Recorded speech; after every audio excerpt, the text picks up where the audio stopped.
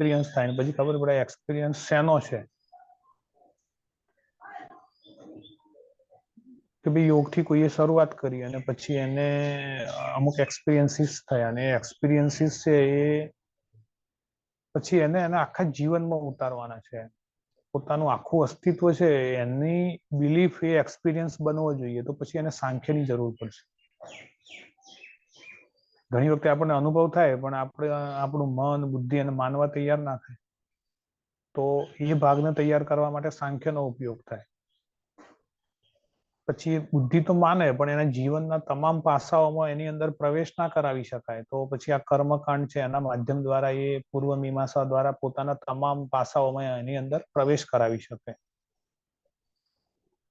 પછી એને જોવું હોય કે ભાઈ આ તત્વથી જે અનુભવ થયો બરાબર છે કે નહીં. તો એમાં ન્યાય અને વૈશેષિક બેના ગુણધર્મ આવે. વૈશેષિક છે એ ફિઝિક્સ જેવું છે એમ. જે આ ગોડ્સ પાર્ટિકલ ને એ બધા પાર્ટિકલ ની અંદર સૂક્ષ્મમાં સૂક્ષ્મ પાર્ટિકલ છે એની અંદર જવાની જે વાત છે વૈશેષિક નો ભાગ છે એમ કે તત્વથી વસ્તુને ઓળખવાનો પરિચય મેળવવાની વાત. અને છેલ્લે વેદાંત છે એ અનુભવની વાત છે. એટલે જયારે અનુભવ થઈ જાય તો પછી અનુભવનું ઇન્ટરપ્રિટેશન કેવી રીતે કરવું? અનુભવમાં કોઈ ઇન્ટરપ્રિટેશન હોતું નથી.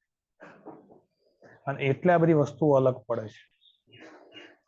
એક્સપિરિયન્સ છે એ તો રિયાલિટી છે. ત્યાં કોઈ ફેકલ્ટી જ હોતી નથી. તો કેવી રીતે એનું ઇન્ટરપ્રિટેશન કરે? પોતે જ પોતાનો અનુભવ કરે. પણ એના વિશે વર્ણન કરવા જાય દ્વૈતાદ્વૈત છે, વિશિષ્ટાદ્વૈત છે કે અદ્વૈત છે તો પછી વસ્તુ અલગ પડી જાય.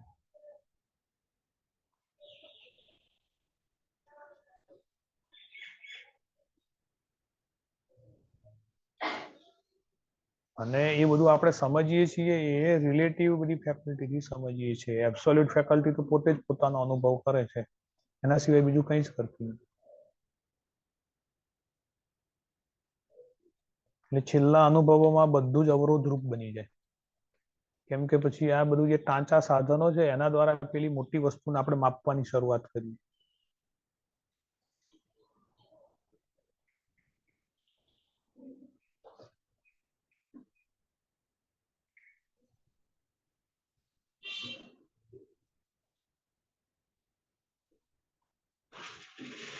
ત્યાં પછી આ બધી વસ્તુઓ છોડી દેવી પડે એમ. અથવા તો આ બધી જે ફેકલ્ટીઓ છે જે કામ કરે છે એનાથી અલગ થઈ જવું પડે. નહીં તો આ પરેશાન કર્યા કરે કે ભાઈ અમે તો આવું સાંભળ્યું હતું થર્ડ સ્ટેટ માટે અને આવું તમે કેમ અનુભવ કરાવો છો? એવું જ ને રાજેશ? કિંગ ઓફ હાર્ટ માટે તમે આવું સાંભળ્યું હતું ને તો તમે અલગ વાત કરો છો. એટલે અનુભવ ભાગવા માંડે પછી આપણે જે પકડ્યું હોય એનાથી.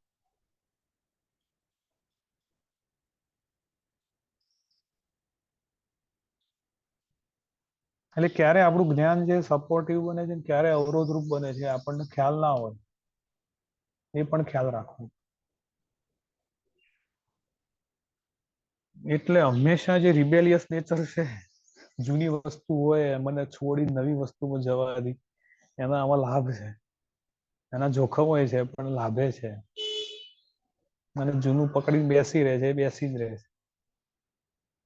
સતત એડવાન્સમેન્ટની જરૂર પડે.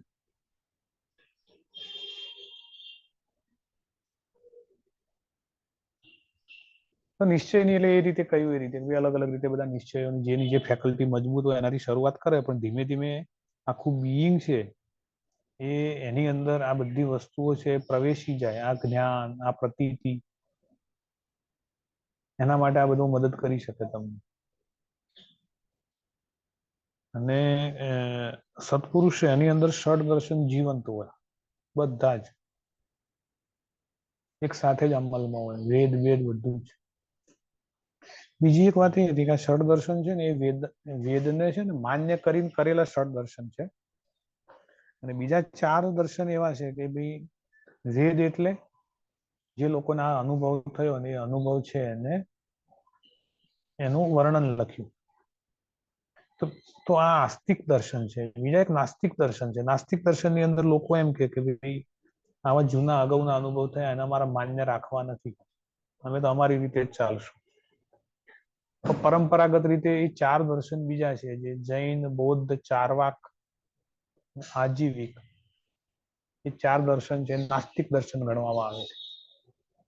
આમ નાસ્તિક છે નહીં એ, પણ શરૂઆત એ રીતે કરે છે કે મેં આ જૂની જે વસ્તુ જેને અનુભવ કર્યો છે એની માન્યા વગર જ અમારે શરૂઆતથી ચાલુ કરો. એ છેલ્લે ત્યાં સુધી જ પહોંચે છે, પણ અલગ રીતે પહોંચે છે. તો આ બધું ખાલી અલગ અલગ જે લોકોની પ્રકૃતિઓ હોય એ પ્રકૃતિઓના અલગ અલગ ભાગોની અંદર એમનું અસ્તિત્વ વધારે ઓછું વહેંચાયેલું હોય એના કારણે આપણને આ ભેદ દેખાય છે. બાકી છેલ્લે જે બ્રહ્મ સત્યની વાત આવે છે એ અનુભૂતિ બધાની એક જ હોય. પછી એનું ઇન્ટરપ્રિટેશન કરવા જાય એટલે એની અંદરની અલગ અલગ ફેકલ્ટીઓ છે ઇન્ટરપ્રિટ કરે, પછી અલગ પડી જાય. બાકી ત્યાં અલગ કશું હોય નહીં, અને અલગ હોય તો એનો ભ્રમ કહેવાય નહીં.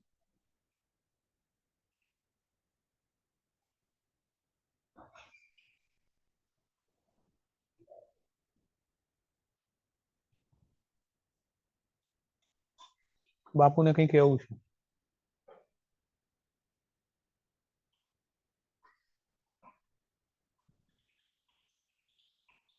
શું કેવું છે કહો. ભાઈ આ યોગ જ છે, તમે બીજો યોગ ચાલુ ના કરો આવે, પણ આ અલગ પ્રકારનો યોગ છે. આ યોગ જ છે પણ આ અલગ પ્રકારનો યોગ છે. આમાં ખાલી ફોકસ થશો ને એના કારણે જ અમુક તત્વોની પ્રાપ્તિ થશે, ખાલી ફોકસ થવાથી. એટલે આપણી એ ફેકલ્ટી છે એને પિક્ચરમાં લાવવાની, ભલે અત્યાર સુધી આપણે ઉપયોગ ના કર્યો હોય. આ જે ડિસ્કશન છે ને ડિસ્કશન થી જ આપણું જે એકાગ્રતા આવે છે ને એ એકાગ્રતાથી જ કેટલાક હાઇડ્રોજન અંદર ડેવલપ થાય. અને એ હાઇડ્રોજન નોર્મલી તમારે મેળવવા માટે અતિશય પ્રાણાયામ કે અતિશય આસન કે અતિશય ઉપવાસ કરો ત્યારે એ મળે.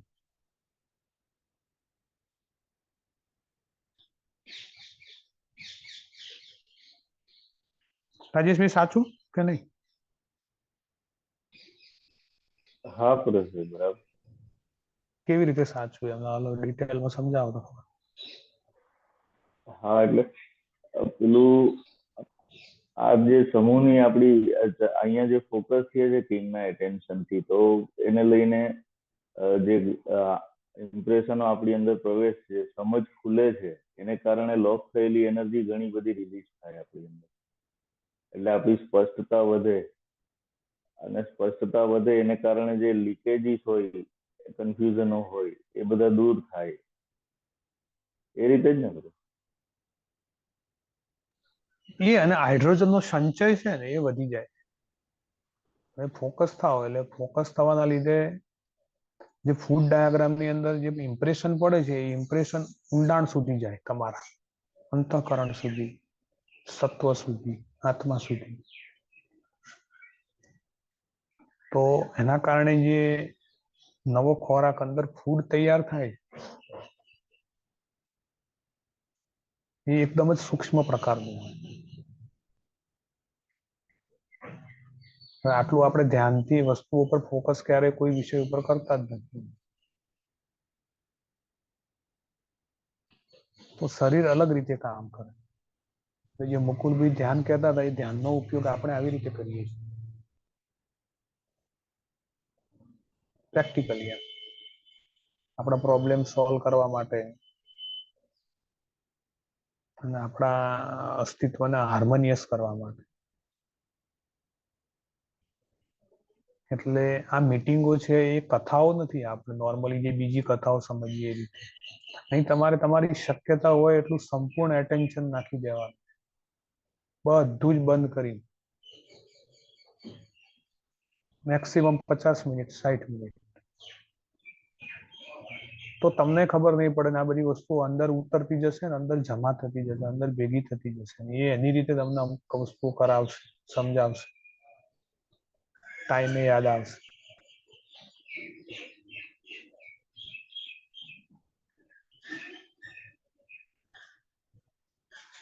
મુકુલભાઈ ખ્યાલ આવે છે વાતમાં? મુકુલભાઈ નો પ્રશ્ન લઈને આપણે પૂરું કરીએ. અમે 5-10 મિનિટ જ બાકી.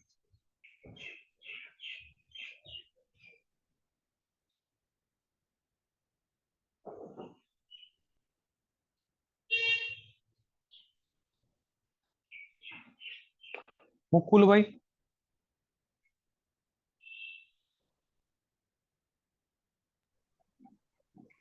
સર હાઇડ્રોજન ની બાબતમાં સમજ ના આવી કે આટલું સૂક્ષ્મ રીતે શું શું કામ કરે છે અને આ ફૂડ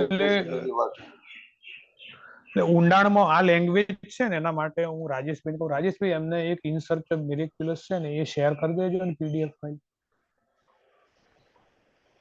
હા, અને હાઇડ્રોજન એટલે છે ને કે ભાઈ તત્વ, એમ કે આપણે શારીરિક કામ કરવું હોય ને તો એક અલગ પ્રકારની ઉર્જા જોઈએ. આપણે કોઈ વસ્તુને ઇમોશનલી ફીલ કરવી હોય તો અલગ પ્રકારની ઉર્જા જોઈએ. આપણે કોઈ હિસાબ વિચારવા કેલ્ક્યુલેટ કરવા હોય તો અલગ પ્રકારની ઉર્જા જોઈએ. તો એવી રીતે આપણે એકાગ્ર થવું હોય, એમ ધ્યાનમાં જવું હોય તો એક અલગ પ્રકારની ઉર્જા જોઈએ. એનાથી આગળ ધારો કે આત્મ તત્વનો અનુભવ કરવો હોય તો એના કરતા ઊંચા પ્રકારની ઉર્જા આપણી અંદર ભેગી થવી જોઈએ, તો તમે એ અનુભવ કરી શકો. બ્રહ્મ તત્વ છે એનો એક્સપિરિયન્સ કરવો હોય તો એ બ્રહ્મ લેવલની ઉર્જા તમારી અંદર પહેલા બનાવવી પડે, તો એ તમે એનો અનુભવ કરી શકો.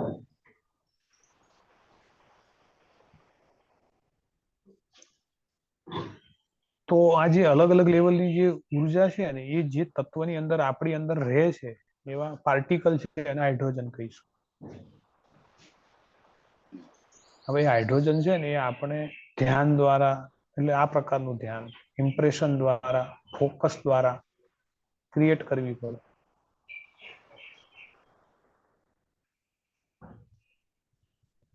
આસન દ્વારા, પ્રાણાયામ દ્વારા એ આપણે આપણા તંત્રને યોગ્ય કરવા જઈ રહ્યા છીએ, જેના દ્વારા આ બધી ઉર્જા બને.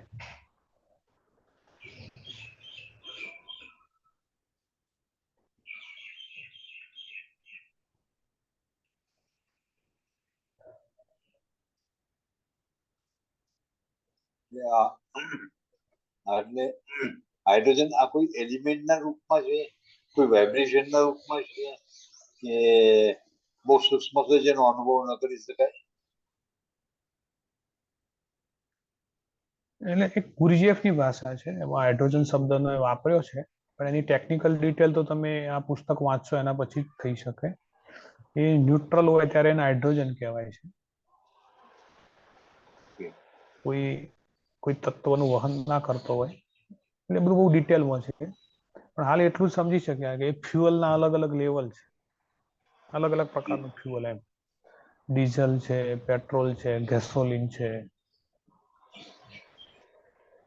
ઇલેક્ટ્રિક ફ્યુઅલ છે અને ફોટોનિક ફ્યુઅલ છે.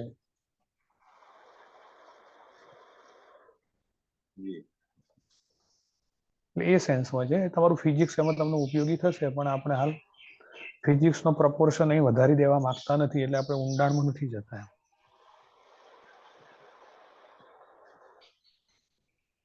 ફક્ત આટલું સમજી લેવું જરૂરી છે કે અલગ અલગ લેવલની ઉર્જાઓ છે અને સૂક્ષ્મ લેવલની ઉર્જાને ધારણ કરવા વાળું તત્વ, એમ ફ્યુઅલ.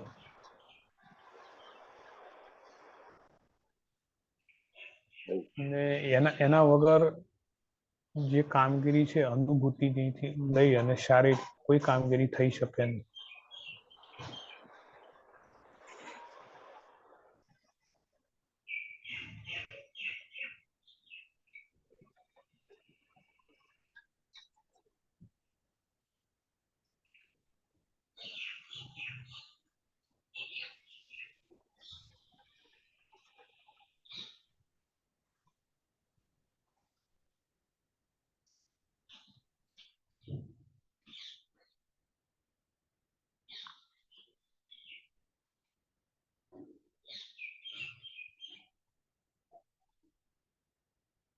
તો શેર કરો ત્યાં સુધી અમિત આપણે સ્લાઇડ પણ બતાવી દઈએ. નોર્મલી બધી વાત થઈ ગઈ છે સ્લાઇડ શેરિંગમાં. ષટ દર્શન ને ઇન્ડિયન ફિલોસોફી, એમાં ન્યાય છે એ કયું એમ ગૌતમ ઋષિએ બનાવ્યું છે, અને ન્યાય સૂત્ર નામનું એક પુસ્તક એમને બનાવ્યું છે. વૈશેષિક એ કણાદ ઋષિએ, અને વૈશેષિક સૂત્ર એમનું પુસ્તક છે. પતંજલિની વાત થઈ ગઈ. સાંખ્યની અંદર કપિલ ઋષિએ સાંખ્ય સૂત્ર, એમનું બનાવ્યું છે. જૈમિનીનું પૂર્વ મીમાંસા છે, એનું મીમાંસા સૂત્ર છે. ઉત્તર મીમાંસા એટલે કે વેદાંત બાદરાયણ વેદ વ્યાસનું છે અને એને વેદાંત સૂત્ર કહે છે. નેક્સ્ટ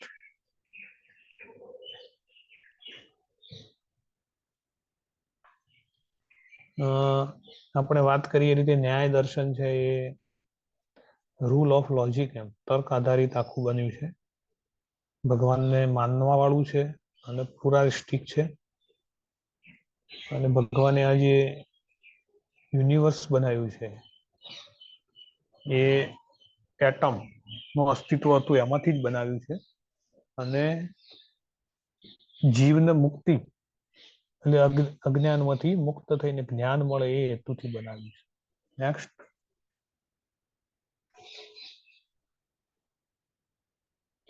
વૈશેષિક છે એ ક્લોઝલી ન્યાય દર્શન સિસ્ટમ જેવું જ છે. અને જે 7 પદાર્થો છે એ દ્રવ્ય, ગુણ, કર્મ, સમન્વય, વિશેષતા અને સમવાય અને અભાવ એ પ્રકારની જે 7 ક્વોલિટીઓ છે એને લઈ અને અલગ અલગ તત્વોને ચકાસણી કરવામાં આવે છે. એની અંદર 4 પ્રકારના એવિડન્સ માન્ય ગણ્યા છે એટલે પ્રમાણ, પ્રત્યક્ષ, અનુમાન, ઉપમાન અને આગમ. એટલે વૈશેષિક ભાષ્ય છે એ પ્રશસ્ત પાદે લખ્યું છે. એના પર કોમેન્ટ્રી લખી છે અને એનું નામ છે પ્રશસ્ત પાદ ભાષ્યમ. નેક્સ્ટ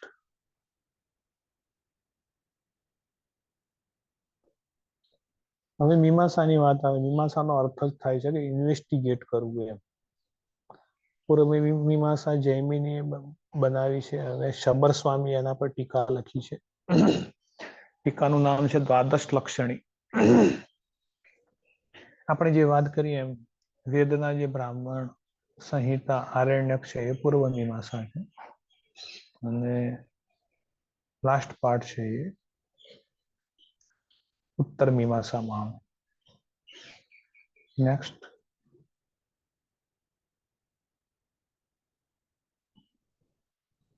ઉત્તર મીમાંસાની અંદર ઉપનિષદની અંદર દ્વૈત, અદ્વૈત, શંકરાચાર્યનું, વિશિષ્ટાદ્વૈત, રામાનુજાચાર્યનું અને દ્વૈત છે એ આચાર્ય શ્રી મધ્વાચાર્યનું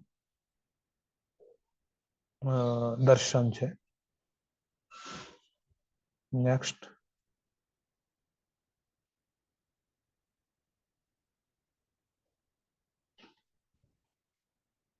સાંખ્ય ઓરિજિનલ ટેક્સ્ટ અવેલેબલ નથી એટલે ઈશ્વર કૃષ્ણની સાંખ્ય કારિકા છે એ આના માટે પૂર્વન ટેક્સ્ટ છે. 25 તત્વોની વાત કરી છે. 24 વત્તા જીવ પુરુષ એમ કરીને 25 તત્વો કર્યા છે. પુરુષ અને પ્રકૃતિ બેના દ્વારા જગતની રચના અને પ્રકૃતિ જે ગુણ સામ્યમ સ્વરૂપમાં હતી એમાંથી એનું જે સામ્યતા હતી એ તૂટી અને વૈષમ્ય જનરેટ થયું અને એના કારણે જગત છે એ પરિણામ રૂપે બન્યું. ફરી તમે સત્વ, રજ અને તમની જે સામ્યમ છે એટલે કે સરખાપણું છે એને ફરી તમે ક્રિએટ કરો તો પુરુષ છૂટો પડી જાય છે અને આત્મા 24 તત્વોથી અલગ પડી જશે. એ સિદ્ધાંત ઉપર છે. નેક્સ્ટ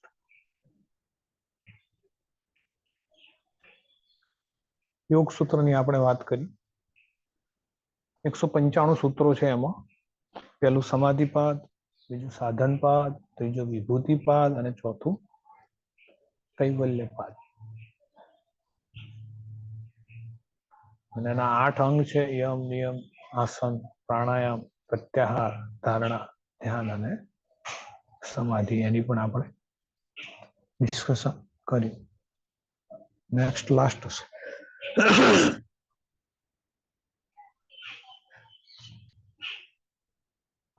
ચાલો અટકીએ તો આપણે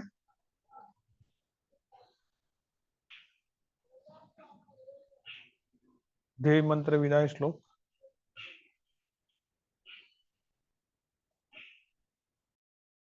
गुणातीतं गुरुं प्राप्य ब्रह्मरूपं निजात्मनः विभाव्यदासभावेन स्वामिनारायणं भजे।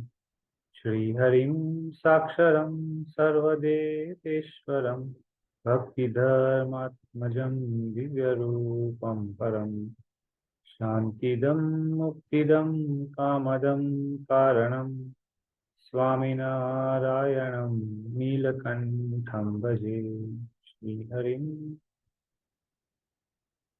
जय स्वामिनारायण। જય જય સ્વામિનારાયણ. જય સ્વામિનારાયણ, જય સ્વામિનારાયણ.